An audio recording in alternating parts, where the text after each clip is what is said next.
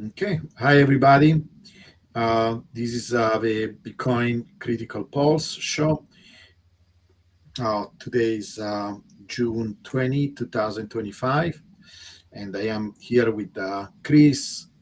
Uh, we are going to analyze the market. The um, particular angle of this show is that we are coming from different perspective. I am my background. I am a physicist that worked in different fields of science. I studied with astrophysics when I studied neuroscience, and when I discovered Bitcoin, because everybody comes to Bitcoin from different perspective or life experiences, I try to apply what I know from physics to understand how Bitcoin evolves and also the nature of Bitcoin. Um, and to me, this was the natural way, and it was obvious from the beginning that Bitcoin was very amenable to this kind of tools. And at a certain point, it was interesting in looking at Bitcoin from this particular science that is called complexity theory. And I discovered that there were physicists like Sornet, Didier Sornet, that is a geophysicist that applied different tools from his field to understand markets, in particular the bubble, the phenomena of bubbles in markets or market crashes, and I discovered in this way Chris because I already developed several trading view indicators to actually apply the ideas that I was exploring to understand Bitcoin. But this particular tool that is called the log periodic power law that is was developed by Sornet, it's quite difficult to implement in TradingView. So I was looking for people that could do that. If any people in a person has done that, I didn't want to reinvent the wheel. And I found Chris because he attempted to apply some of these ideas from the log periodic power law, in particular the fact that, and we can discuss, maybe Chris actually can give us a little description of what are the main principles. But one of them is that just before, so the way to think high level is that the market has all these states, right? There are times where not much is happening, and then there are critical times. And during these critical times, and it doesn't have to be just a bubble, it can be also a correction up. So the market can go up or down, but we can distinguish moment where the market is not doing much versus times where the market is getting ready for something critical to happen. This is why we use this term. It's both a reference to the science is called critical phenomena, but also the fact that there are these critical events in the market, right? And there are different tools. One of or telltale signs. One of the things that you observe is that the activity that are can be understood from a periodic point of view. There are oscillations in the market. These oscillations start to become faster. They became faster and faster just before this critical time. And so even if the specific algorithm that was developed by um, Sornet is not that easy to implement one-to-one using TradingView, you can use some of these ideas and find some workaround to actually create TradingView indicators that have some similar functionality and purpose. And this is what Chris has done. And I was very impressed. And this is when we started to talk with each other and decided to work together to bring these tools to the public. Anyway, I will ask Chris maybe to introduce himself a little bit and elaborate on some of the things I explained. Thanks, Giovanni. Hi, everyone. My background's a little bit different from Giovanni's. I spent about 40 years in markets, trading all sorts of different things. And my path to the creation of this tool really came from frustration with the suite of tools that are readily available and out there for use and that are commonly used by many, many people, and how inappropriate they are for the markets of today, and in particular Bitcoin. Bitcoin's not my main area of focus, or at least it hasn't been until more recently. I had a background in traditional markets, so stocks, fixed income, currencies, commodities, pretty much everything, all sorts of derivatives. And I've worked with a whole bunch of pretty interesting people, a lot of whom you'll read about in the press on an ongoing basis these days. So it's from that frustration that I started to build my own tools, and I've built quite a few. But the first one that I really started to spend a lot of time with was this variant of the log periodic power law. I call it the log periodic power law critical pulse because it's not possible in TradingView to completely implement the model that Sornet is known for, and that is usually used for modeling critical states in markets. But the idea was to create a tool that was more applicable to real-time adaptive market systems, where exact critical timing is less tractable, but structural fragility still sort of manifests.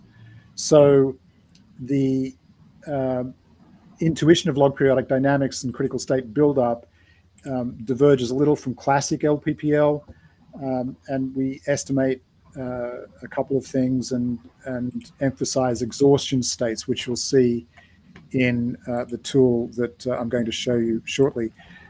So that's my path, and as Giovanni said, we met through this common interest in the log periodic power law, and there's a whole series of related tools and techniques, scientific tools and techniques that are relevant to markets that really eclipse the old-style technical analysis that most people engage with when they first start to participate in markets.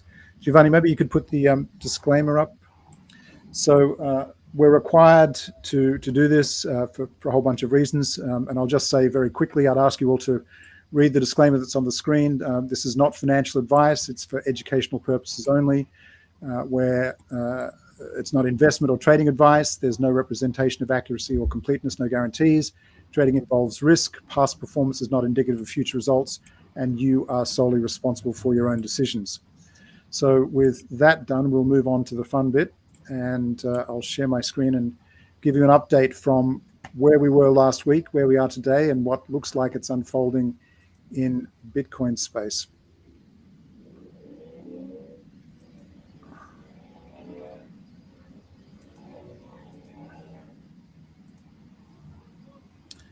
Okay, can everyone see the screen? Is that good, Giovanni? Yep, looks very good. Okay, great. So a week ago, we were right here where this green candle is with the orange cross underneath it.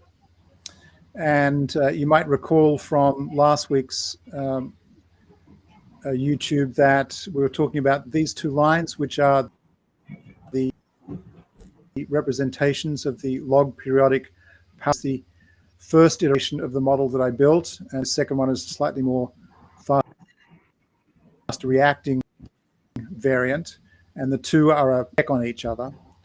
And you recall that I mentioned power law line as it did here and subsequently here. It suggests that there's some sort of an event about to happen with price.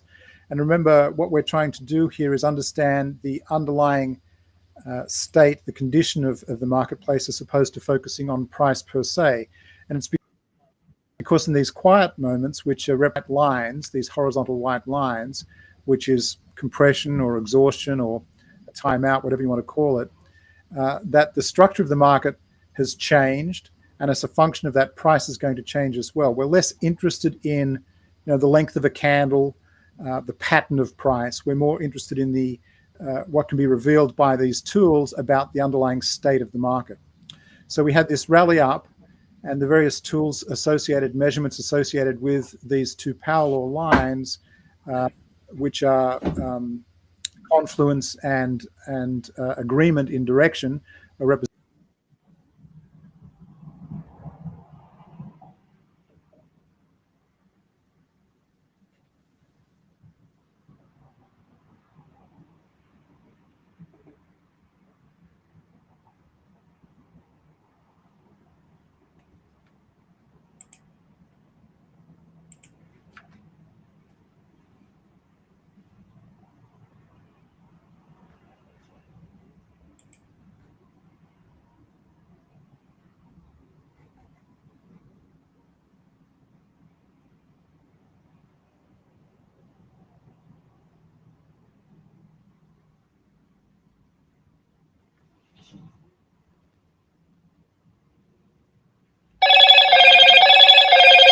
Hello, Moto.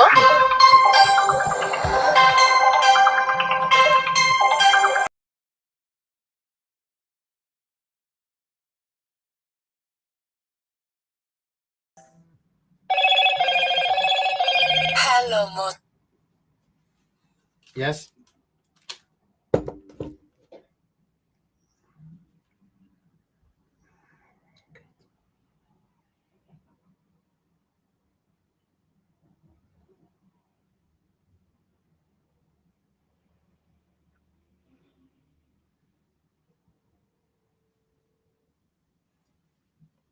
Hey, my computer just crashed. I'm logging in again.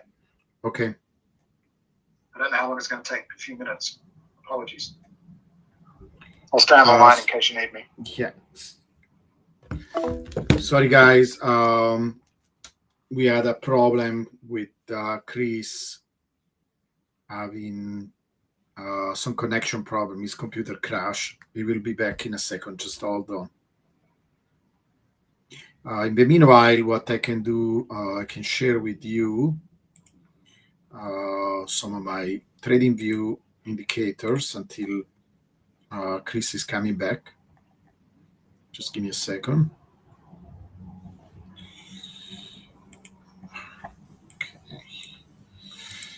Let's take a look at some of these indicators. All right.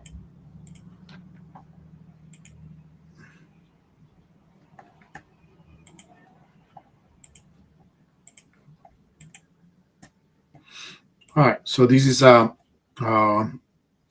we have about 15 different indicators.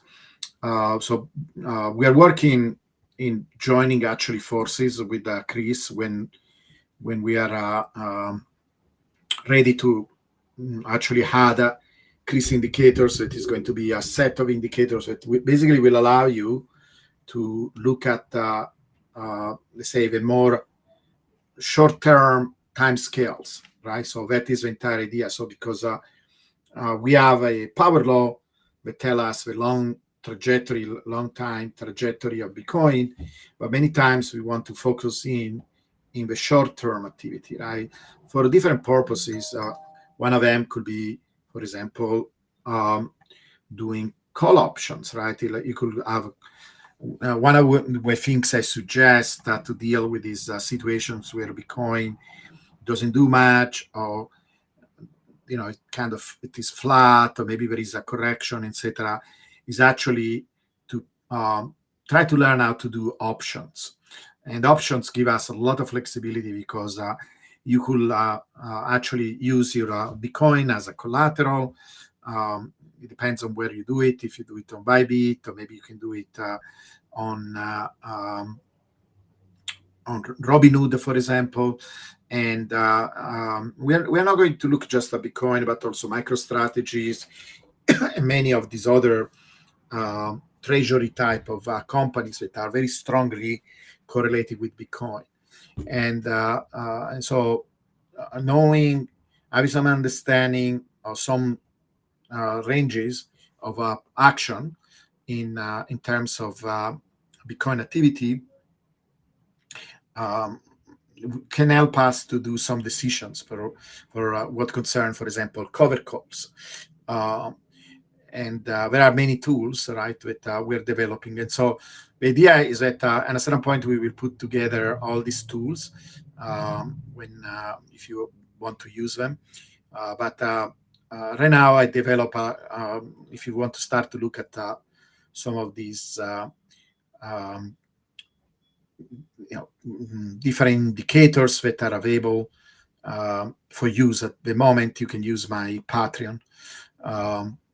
And the Patreon, I can show you where to go. Here, you can go here. You can see under the screen, right, in the lower part of the screen, where to find this indicator. So this one of them is the quantile regression approach. So the way to understand this, in fact, is actually two indicators superimposed on each other. So let me show you the first one by itself. going to turn off this one. So this is a pure quantile regression tool.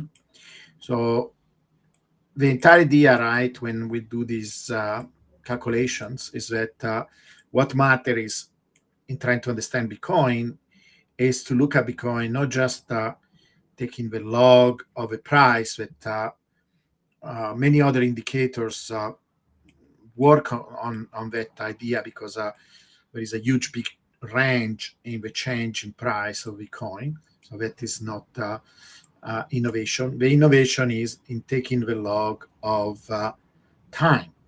And this was something that basically nobody was doing until we started to introduce this concept. Now, unfortunately, TradingView doesn't allow you to take, see, I can take the log of X here on the right side, and I can turn it off. This is how it will look like if I turned it off. But it's much easier to understand the price action if I take the log of Y, right? If I could take also the log of X, this curved line will look straight.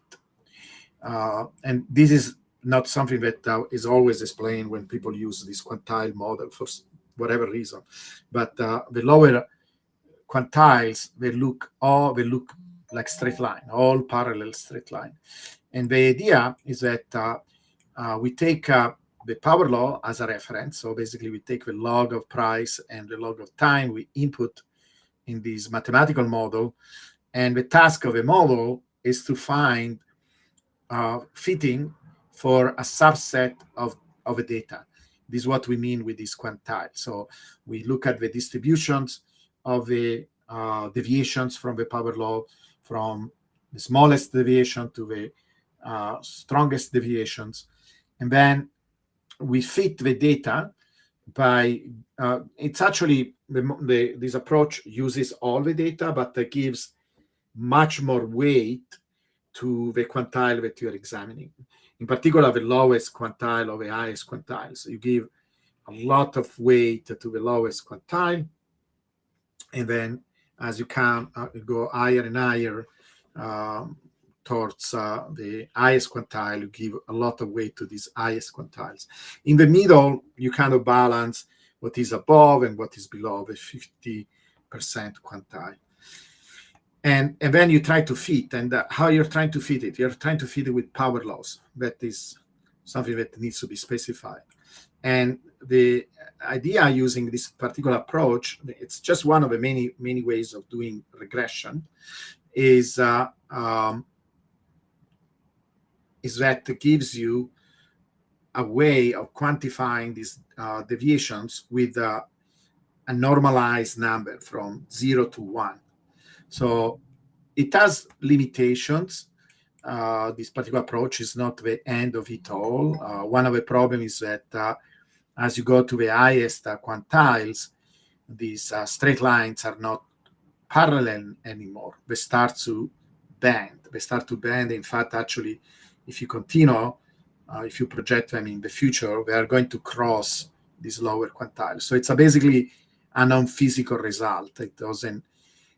There are ways of adjusting it and fixing it, but in this simplest version of a quantile model, you get a non-physical result. It's kind of okay because at least at the first level, let's say, because they're going to cross many years from now. So there is never a method that is perfect, right? So if you hear, I don't want to do polemical things like Plan C or Sina in particular, because they are a big fan of this model, and they tell you, oh, this is the ultimate way of representing the price action. Is not correct. There are any method has advantages and has limitations, and that is one of the limitations. But it's an okay method because it tells us, give us a simple number that we can associate with the level of deviations from the power law. And this particular moment, we are 0.65. If you consider 0.5, it's not really the average, it's more like the median, this blue line. We are at 0.65. It means we are above the median. We are not quite in the most on the reddest regions like 7, 8, 9. And we have been around this value for a long time, at least since last month. And to really show bullish behavior, we will have to abandon this 0.6, maybe start to go towards 7, 8, 9, and so on, right? You will expect the largest deviation to be closer to 1, right?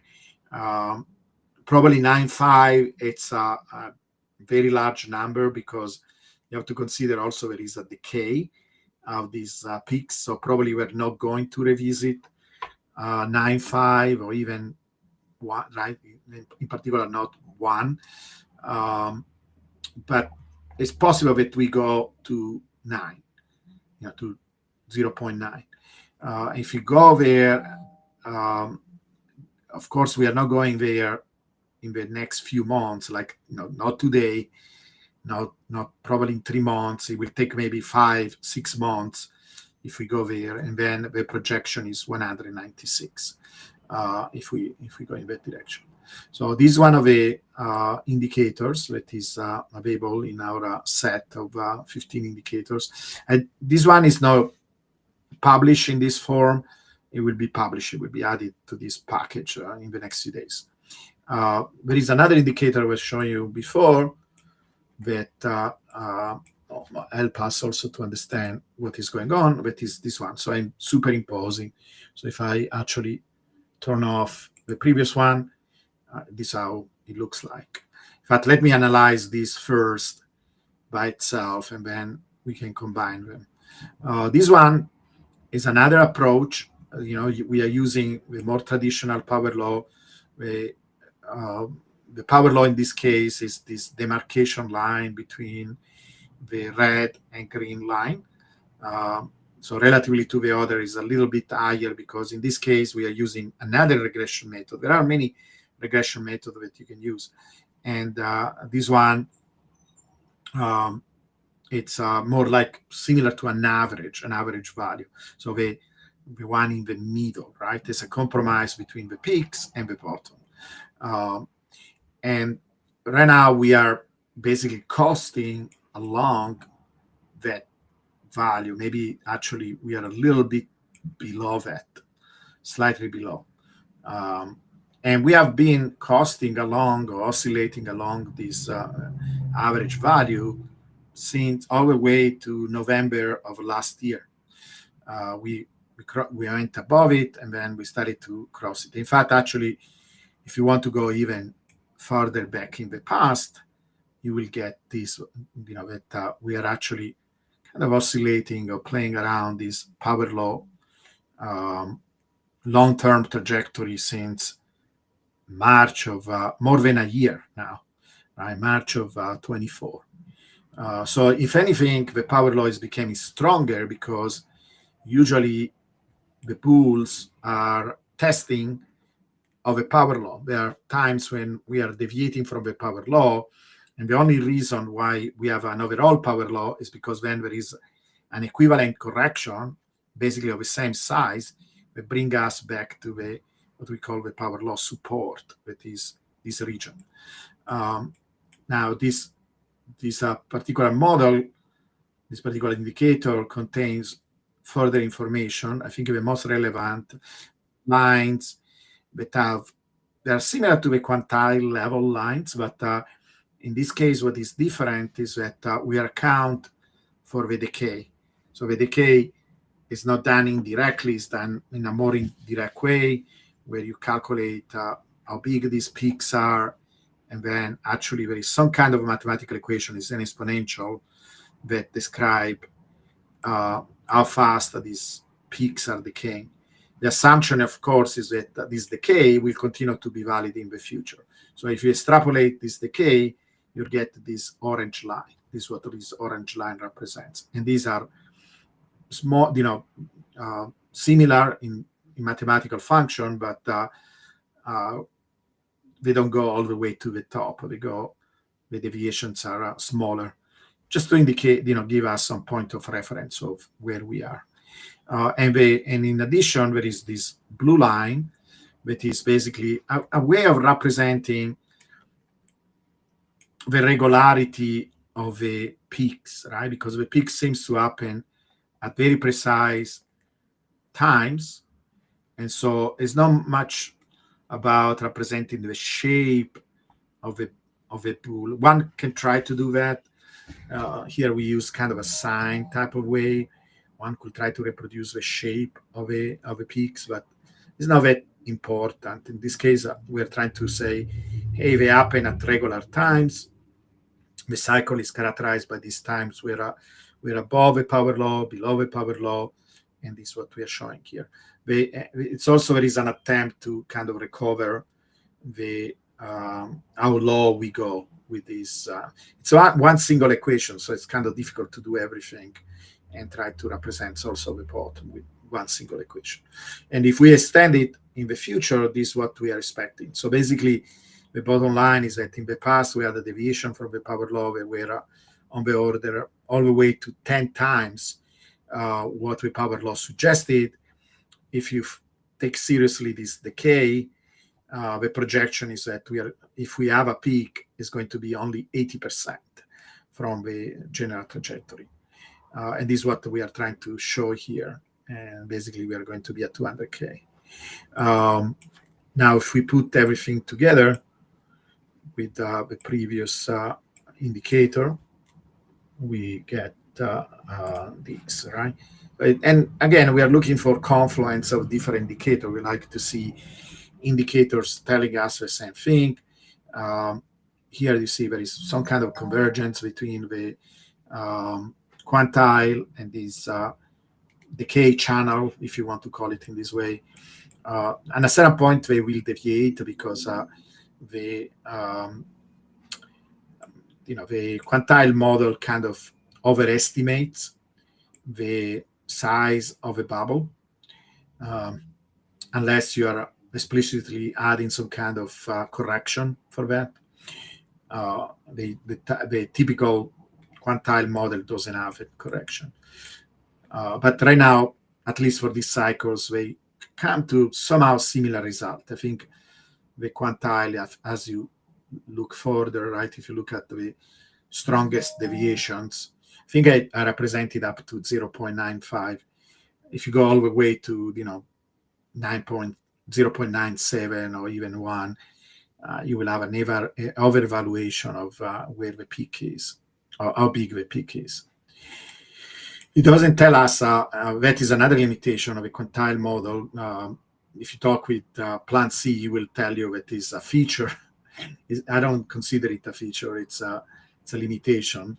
It doesn't tell us where, right? It can tell us that by the time you reach 0.9, 0.95, probably you are expecting a correction, but it's not predictive of where it should be. And if you want to do any prediction about that, in fact, you can see even the size of how big the deviation is depends on where it happens. You have to assume some kind of model for where to expect the deviation. So this is why we use more than one indicator at once. I'm going to check if so Chris doesn't seem to come back. I don't know why. He had a problem with his computer. Hopefully his computer is not fried. Let me double check. If you don't mind, guys, I'm going to pause myself because I want to see if he's coming back. Because I would like him to continue with this analysis of these new indicators. Just give me a chance, please.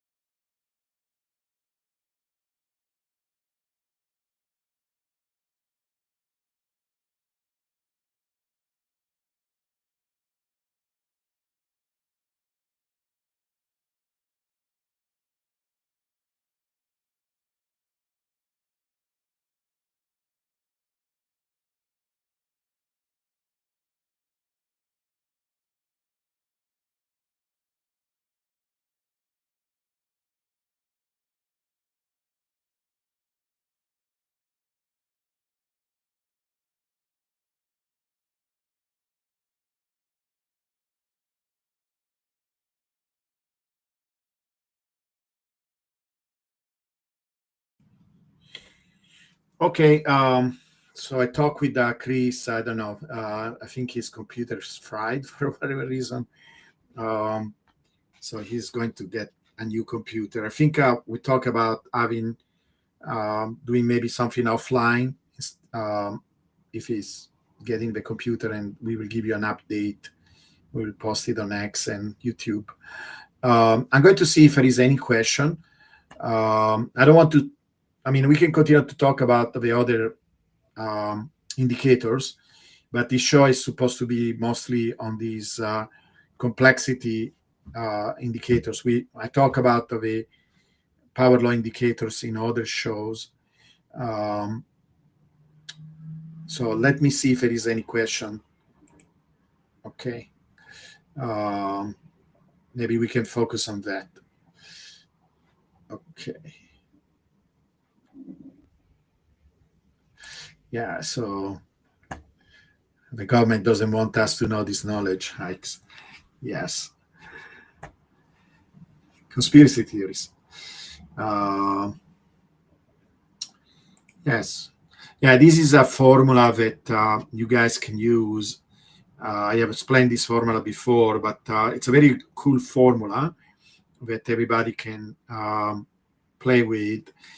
The way it works is this, right? So if you want to calculate the multiplier, so basically this formula here gives you the multiplier. So, and you can use like a calculator, like a scientific calculator. Many times I use, if you want, I can show you how I do it with my browser, because the browser works like a calculator. I don't know if you ever play with that, but it's, it gives you, if you are not, if you want just to calculate it very quickly, you can do it in that way. Let me show you how to do it. Okay, I'm going to stop sharing these, and let me open a browser. Okay. Let me see if let me share these. All right, share. All right, so you're seeing my browser, right? So if you want to do that calculation out, so this will give us a multiplier. What do I mean for multiplier? Basically, how many times we are going up in the near future. It's good to use, once you calculate the multiplier, it's good to use a price that is close to the middle line.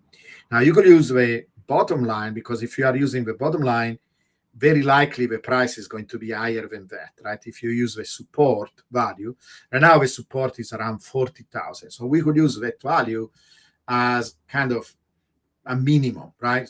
And in fact, we could use also an upper limit. Let's say, I think we are now going to see probably ever maybe 2 times more than what the power law tell us, right? It's possible a little bit higher, but even this cycle was supposed to be only 80%. And if that decay continues, that means take whatever power law middle value is, what we call the fair value. You can use the medium actually. So if you do it with the quantile method and you calculate the median is actually even more conservative. So right now, if you use the least square method, Bitcoin value is about 100,000. That is what tell us. In fact, we can even calculate. I show you 2 ways, right? If you're interested, let's do this multiplier first. The multiplier says take whatever age in the future, right? So, for example, let's say we are interested to know what the price of Bitcoin is in 8 years. I'm going to 8 years because it's supposed to be $1 million. So let's see if that is true. So we take the age in 8 years. So right now, Bitcoin is 16 years. In 8 years will be 24 years, right? So I take the age, the future age. Okay, so above you have write down in a note this somewhere, because it's going to be very useful. So you take the age of the future age, and then you divide it by the current age. So the current age is 16. Okay, so of course, if you do this next year, you will write down 17, right? Because of next year Bitcoin will be 17 years. Now, if you want to be more precise, you can say maybe because it was January when we had 16 years, and so right now it's June, we can write 16.5, right? Because it's kind of the middle of a year. So this age of Bitcoin, we want to look at if you want to exactly add 8 years to now, but let's say 8 years from 16, right? So it will be 24. 24 is the future age, 16.5 is the current age. And then you raise it to the power of 5.82. This value can be different according to where you calculated. You calculated the support, calculated the middle, but 5.82 is a good representative of that. And then, okay, this is how you can use the your Chrome as a calculator, and it gives you this factor 8.85. All right, so it will be 88.5. And now you can do this and multiply for whatever price Bitcoin is in the middle. So we say 100,000, and there will be 885,000. Not quite a million, quite close. Now, if you put 5 years, so 8 years exactly from now, you get something like this. It is $1 million. So 8 years from now, Bitcoin will be, the middle price will be $1 million, 998,136,000. So if you wait 8 years, will be $1 million. So it's a pretty nice formula to use. Now, if you want to use the full-fledged formula, that formula is like 10 to the minus 17. The reason why it's minus 17 is because it's a very small number. Basically, this was the price of Bitcoin at day 1, 10 to the minus $17. That means 0 with 16 zeros, $1, nothing. But then you put here the number of days, right? So how do you get the number of days that Bitcoin has existed? It's, again, you can use very easily your Chrome. Right now, it's basically connected with AI, etc. So it's easy to do searches like this. You can say, how many days from today to January 3, 2009. Okay. Sometimes it gives you immediately the answer. Any days from today to January 2. Let's do it the other way around. Yeah, sometimes it's silly. To today. Yeah, you see, if you do it in this way, now it gives us the exact number. Okay. Yeah, so these are many days are passed from the creation of Bitcoin, right? The creation of Bitcoin was January 3, 2009. You go back to this formula, you put that number, okay, and you raise it to the 5.82 like we did before. All right, let's see what it gives us. It gives us 98,603. Okay, this is what this formula tells us. It should be the price today. We are pretty close, right? Within a few percentage off. So this is the full formula, and if you want to calculate, you can always use this. You don't have to use, in fact, right? We can do it the same way. We can say from this to, I don't know, June 2000. So June. So it's a 2025. If we add 8 years, will be 33. 2033, right? Correct. So that will be 8,915 days. So it's just two different ways of doing the same calculation. I can go here, substitute, blah. Yeah, close to $1 million, 576. That's what it tells us. 8 years from now. Pretty cool, right? Okay. his computer must have. Yeah, I'm sorry because really the entire idea of these indicators that Chris is exploring are amazing if you spend the time to try to understand them, because they really show critical moments when things happen. And he has 3 or 4 of them. They all work together to tell us, okay, basically they go like this, right? There are these lines where white lines that indicate where is a critical time. This is a critical time. Something is going to happen. And we cannot tell exactly if the price is going up or down, but there's going to be some kind of major correction.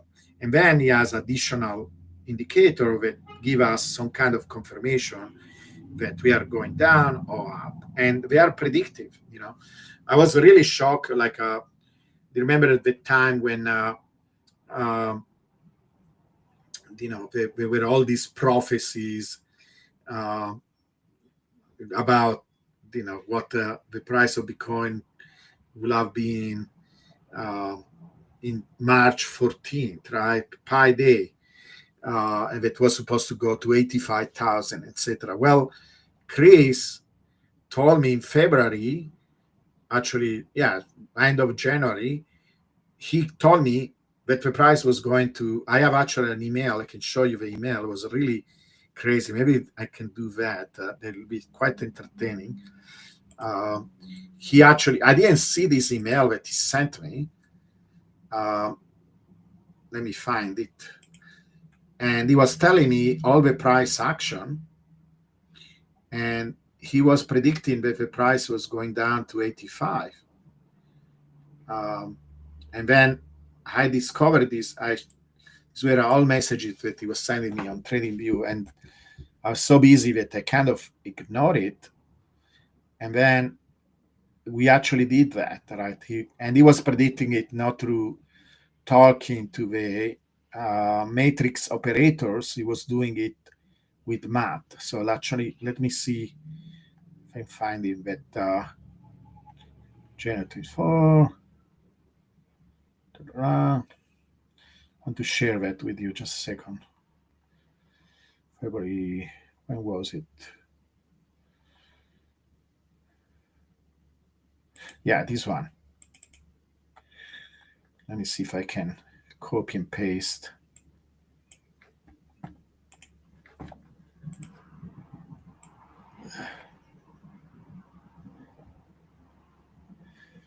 Maybe I can pull up one of these charts. Let me see. I'm going to share it. In fact, I even told you at a certain point that I made a post. I say I have my own profit, but this profit uses math instead of mystical things. So look at this, February 2nd. Actually, this was my birthday.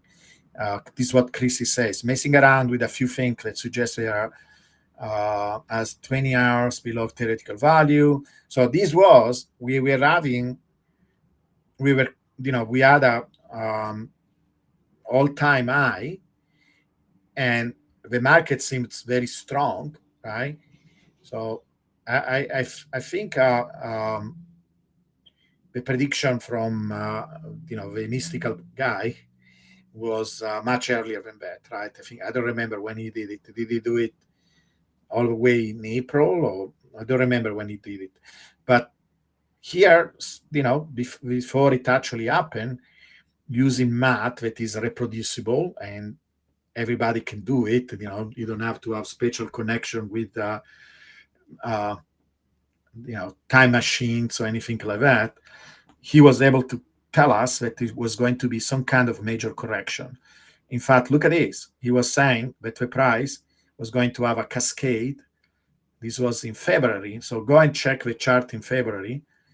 This was before we had this major correction that brought us all the way to around the price, 79. So imagine somebody making this prediction while we were already around 103, 104. And it's telling us that all these things are going to happen with this cascade. And this is exactly what happened. And it's pretty remarkable. When he showed me this, I was really impressed. and I even ignore it, because I was not aware of this. I went backwards when I look at my messages, and I found that he actually predicted this major correction. So it happened in real time. And it's pretty impressive using these tools. So I really love his analysis, and I think it's really spot on. See if I can bring up some of these charts that he creates. Yeah, like this one. Yeah, I can show you these. Stop sharing. So this was all the way during this period of time. Let me share this.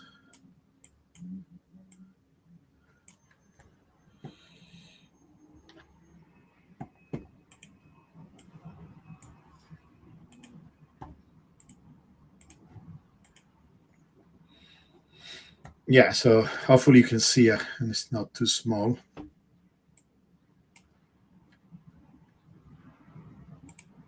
Oh. No, this one. Yes. Okay. So basically this is the idea, right? So we cannot, so this log periodic power law that we are mentioning all the time usually is trying to fit the data with some kind of a function. This function has certain characteristics. First of all, over the short term, so just before the main idea, and you can look it up, it's called log periodic power law. Okay, there are different articles. There are Sornet, that is the creator of this approach, wrote 3 different papers on Bitcoin, by the way. One of them actually is predicting the bubbles. I can show you a link of that. Let me show you a link of that article.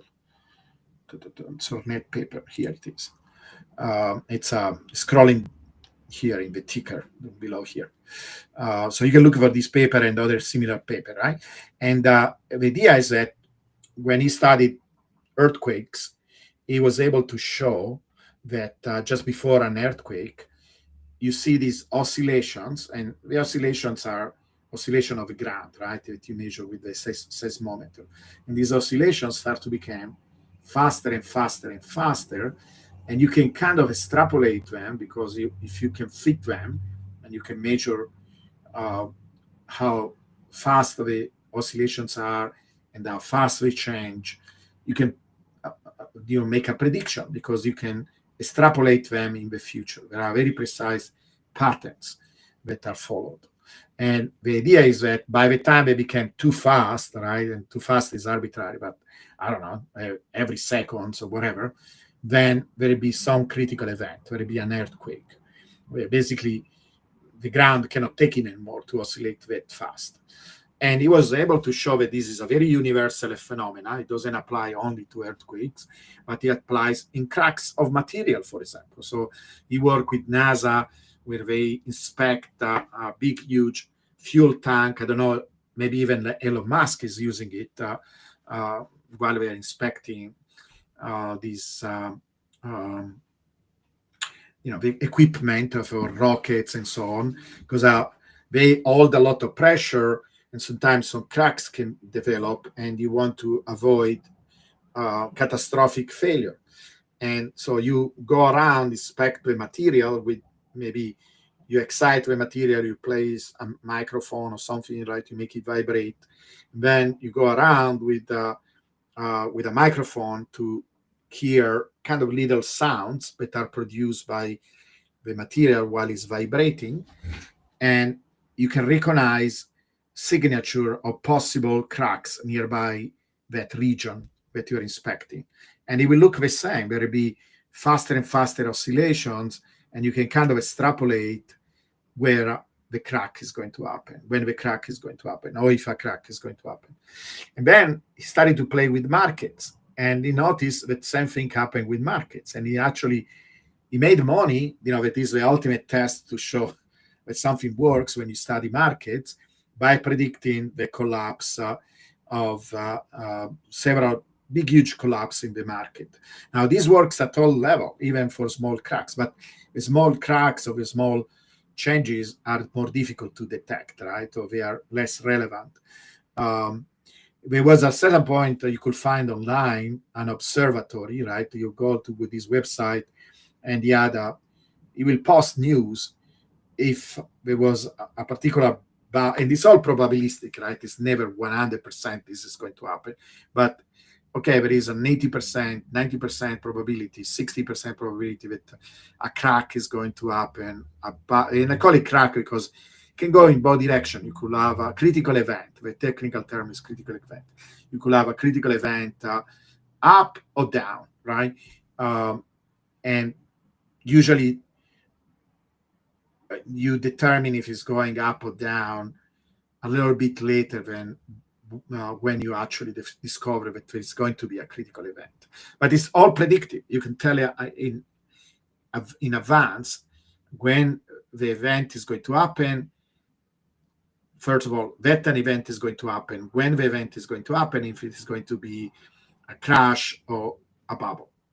So when you apply to market, the same tools, right, with maybe some small modification, work very well. And the entire idea is that just before some critical event, the data starts to become like a power law. So this is now the overall power law that we talk about when we look at Bitcoin price. Now, one interpretation that is really, really cool and interesting could be that Bitcoin stays on a power law because it's a critical event.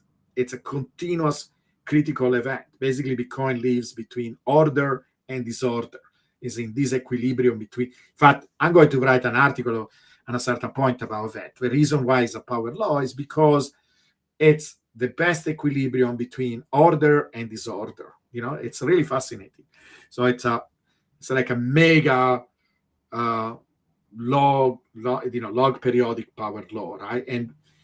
And the bubble maybe are driving along this huge power law, right? This long-term power law. But all these bubbles are happening at all scale because it's a fractal. There are small bubbles happening everywhere. Like there are small little earthquakes. Right now you don't feel it, but if you had a seismometer, you could see that the earth is actually vibrating. I kind of thought about that before, but I was really surprised when in one of my physics classes, actually we had a little seismometer in our lab, and we could read data in real time, and you could see the earth is shaking all the time. It's just that most of the time we don't feel it, because these are very, very small shaking. And then you have these huge big events, right? And you can identify them ahead of time. Not always, right? It's a probabilistic thing. Also, you will have to have these monitors everywhere, right, to actually monitor what happens at every single location. But with the market, right, in particular with Bitcoin, we have one single value, right, the price, and we can apply these methods, right? And so the data becomes it becomes like a power law locally, like just before this event happens. That means it's a scaling invariant, right? There are things happening at all the different scales. And then what you see, there are oscillations along the power law, and these oscillations are becoming faster and faster and faster. They are called log periodic. And at a certain point, I will give you a little bit more of a formal lectures on these. If you see this faster and faster oscillation, and now you're plotting it in a log graph where the time is also log, they are going to look like a sine wave, because it turns out that the period, it's the log of time, right? When if you write a sine equation, it's sine times, right, 2 pi, so inside the argument of the sine 2 pi, and then there is some kind of a frequency that determine how fast the oscillation are, times time, right? That is the normal sine. In the log periodic power law, right, the sine is log periodic. That means the period now, it's a log. So the log of time instead of time directly. That means that if I take the log of a time and I show you this faster and faster oscillation, now it looks like a sine wave, like a normal sine wave. It's really cool. Like when we plot the power law, right? Log of x and log of y, you see that time is compressed. Well, in this case, the time is compressed from the start. So when you do that, it looks non-compressed. It is really interesting. Anyway, so the idea is that we are looking for times where we have all these characteristics. So Chris was able to write down some workaround that don't go through the exact calculation of a log periodic power law because it's too complicated. TradingView cannot handle it. You can do it using Python, using other code, but if you want to do something that is always there, that you can open and it does the calculation for you on the spot, you will not be able to do using the direct method that Sornet used. This is why, Chris was the only one that had any attempt at all, because you can look at all the other indicators. There are 3, 4, 5, 10 versions, right, of different methods that people have used. And I thought there was nobody at all having tried the log periodic power law because it's relatively well known, right? There are other people that are aware of this. I thought maybe somebody tried already. And there was only one version. There was a Chris version. And even there, he was explaining that he was using some kind of a general philosophy, not the exact method. But it works pretty well. I even compare it with the real log periodic calculations, and the two match. The only thing missing is we don't know exactly where the critical event is going to happen, but it's going to be close to this white region. So it's predicting in the sense that when these conditions appear, so when the data looks like a power law locally, and when you start to see faster and faster oscillations, kind of like period doubling, basically, then a white line appears in the data. This is what he draws. So that means something is going to happen here. We don't know when and how, but it tells us be on alert. This data is not stable.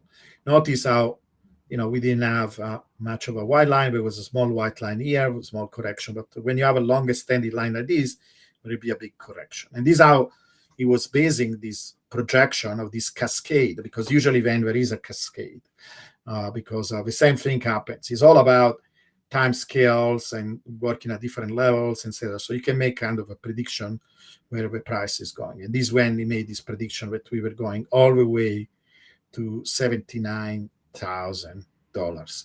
But Chris is much better than me in explaining how this works. So please tune up in the next episode, because we are going to explore.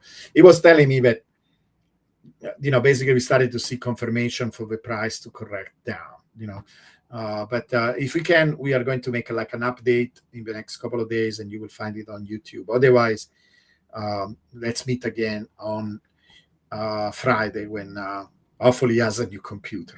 Okay, so I'm going to answer a few more questions if you have them.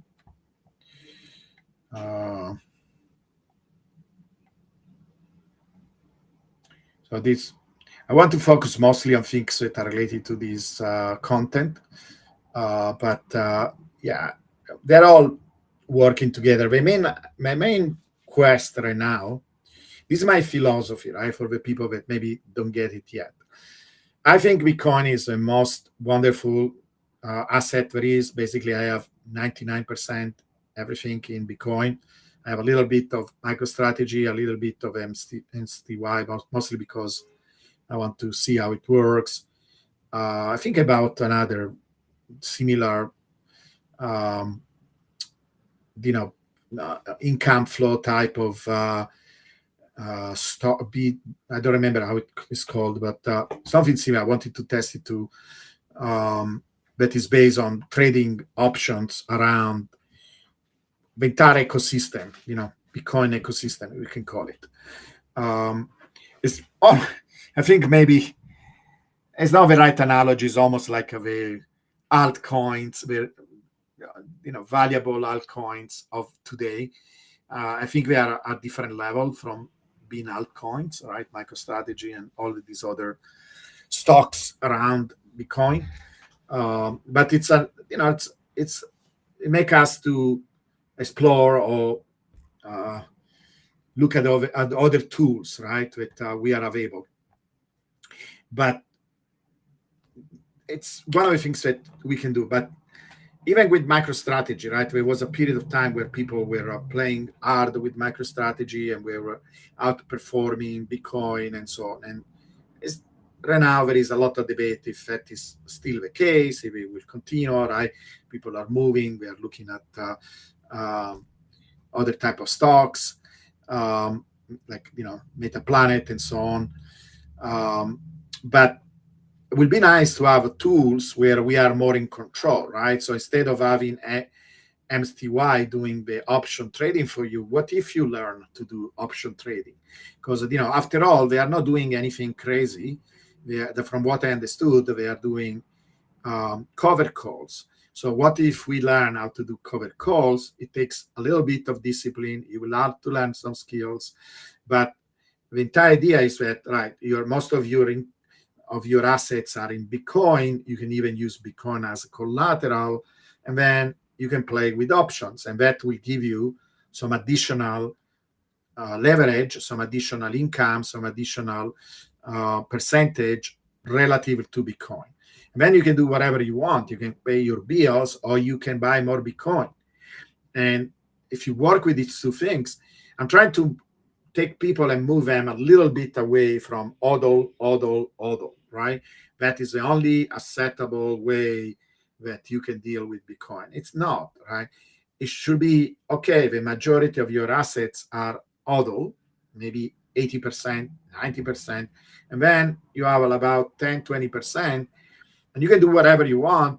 I'm so focused on Bitcoin that I'm glad that there are all these other instruments like futures and options where I don't have to learn or even think about others.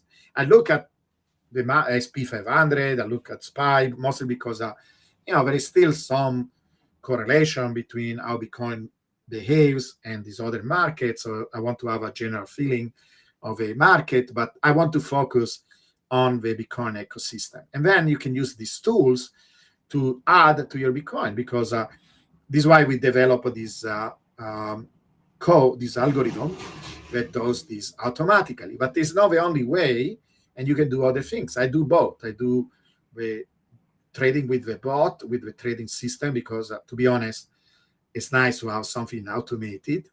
And I'm also trying to learn how to do options, right? This is a tool that is fantastic for cover call, because it's going to tell you, okay, right now nothing is happening. It's very unlikely that nothing happens. So probably that is the best time when to do these cover calls, because we can go more in details on some example. We will give you some example on how to apply them. But the main idea is that you're thinking that Bitcoin is not going much higher within on a horizon of maybe 2 weeks, right? Usually you want to cover, and depends, because of course you can make more money if you look at further in advance, because there is more possibility for change. But if you want to be safe, you're looking at a month or 2 weeks, and then you say, okay, I don't think that Bitcoin is, you can do it with MicroStrategy, for example. MicroStrategy is more volatile. Say, okay, but Bitcoin and MicroStrategy are not going much higher than that. I have the underlying asset. I'm going to what is called a cover call. So basically, you're selling the right to buy your Bitcoin. Of course, you're not going to do with a lot of Bitcoin to people at a certain price. If that price is not reached, the fee to buy this right is paid immediately when you sell it. It's usually not a lot of money, but it could be several hundred or maybe even few thousands of dollars every month that you're cashing, right? And you can convert it. There are some people that convert it immediately into Bitcoin. This is what I do. And unless the price goes to that level, it's a very safe way of increasing your Bitcoin. There is nothing that is zero risk, right? People will not give you money if it was absolutely zero risk. But you're trying to do a calculated bet based on these mathematical tools. And if it works 80% of the time, it's great, right? Maybe there are times where it doesn't work, but remember, you're not selling all your Bitcoin, just a small chunk, right? And if you can do several $100 or several $1,000 and convert it in Bitcoin, at a certain point, you have actually a buffer that protects you from having done the wrong estimate, right? So it's something that you can work on it, you can learn, you can become a master. And this we want to give you a tool to start to play with these things. It's also a learning experience. I know there are all kind of pushbacks, like what about taxes, etc. There are also ways to go, to deal with that, right? From creating an LLC that is a company that does trading, and we can explore some of these ideas. But open your horizon, right? Look at Bitcoin as an opportunity, not just for long-term investment, but also to learn new skills, maybe to become independent. Maybe this could be your way of supporting yourself. You can be a nomad, like one of these digital nomads, travel around the world, go and live in Vietnam. Yes, I was having fun looking at videos about living in some of these country where you can live with $1,000. You could make $1,000 easily with these methods and pay for all your bills. So open your horizon. This is what we are trying to discuss here as a possibility of having tools around Bitcoin that allows us to be financially free without compromising the foundation, right? Because the foundation is always, of course, that you want to do DCA, that you want to keep most of your asset in Bitcoin, and it should not be touched, it should be offline. But as a small component, you can learn how to do things with it. That is the idea. Okay. And Zach Key was saying, I'm starting my first node this summer, maybe a small solo miner. Yeah, I downloaded the wallet in 2010, and you could literally mine few Bitcoins every week or something with your desktop. And I didn't do that because it looked too complicated at the time, and I still regret it. And now it's the opposite situation where it's more symbolic, right? I think actually every Bitcoiner should do this. Even if you don't get, you will never get one single Bitcoin, not just one single Bitcoin, even a fraction of Bitcoin. It will take months and months to do that. It's a cool thing, right? That you are part of a network, you're enforcing the network, you make it more decentralized. So everybody should have nodes, and even trying to mine. Right now we are, in the past we were basically the same thing. Now there are distinct activities, but I think every Bitcoiner should do this. It's very important. Okay. Yeah. So can these critical poles apply to other markets? Yes, but and in fact, at a certain point, we will make versions that you can use in other markets for SPY, SP500, and so on. We are focused on Bitcoin mostly because I don't want to be distracted by other assets. Gold could be an interesting thing because I think maybe playing between Bitcoin and gold could be strategic and could be kind of stealing the philosophy, being a Bitcoiner. I just don't want to be distracted by spending too much time to understand SP500, like NVIDIA and other kind of things like that. But maybe gold could be good. But yeah, they work. It's just that in the beginning, when I asked, in fact, when I discovered Chris, he didn't have a specialized version for Bitcoin, and he had like a free version of this indicator, right? This is how I discovered it. Now we are making this obsolete and adding so many features, and it will not be free. It will be a reasonable subscription fee, like always. But it's because we are putting so much work, we are developing, adding, etc. But it took a lot of work to make it work for Bitcoin, and that is so. And now it works even better than for the other assets. It's really designed to work for Bitcoin, and it gives you incredible result when you apply to Bitcoin itself. But it needs to be modified, and that tells us how different Bitcoin is from everything else. When Chris developed these with the normal standard tool, it was barely working for Bitcoin, and then we had to kind of go back and redesign the entire idea and change the parameters, add few features and so on, and then now it works better for Bitcoin than other things. So yeah. All right.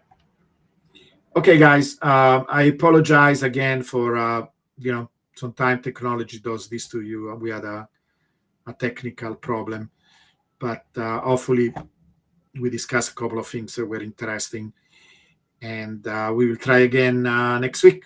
So please tune back. Hopefully Chris can afford I can assure you, he can afford a nice new computer, and so be patient a little bit with Chris, because we are lucky that Chris is more of a traditional finance person. He is in different boards for hedge funds. He has been in Wall Street for many, many years. So we are lucky that he's sharing his knowledge and his understanding from traditional finance. And I'm kind of orange peeled him a little. I'm actually not. I did orange peel him. He was interested in Bitcoin. He was looking at Bitcoin from a distance, and then we started to talk more and more. He said that he knew about me, but we look at the correspondence between his ideas and mine. We put them together, and he's telling me I was impressed more and more by Bitcoin. He had a lot of reservation, and he's actually more and more interested in Bitcoin. I think he actually started to buy some Bitcoin.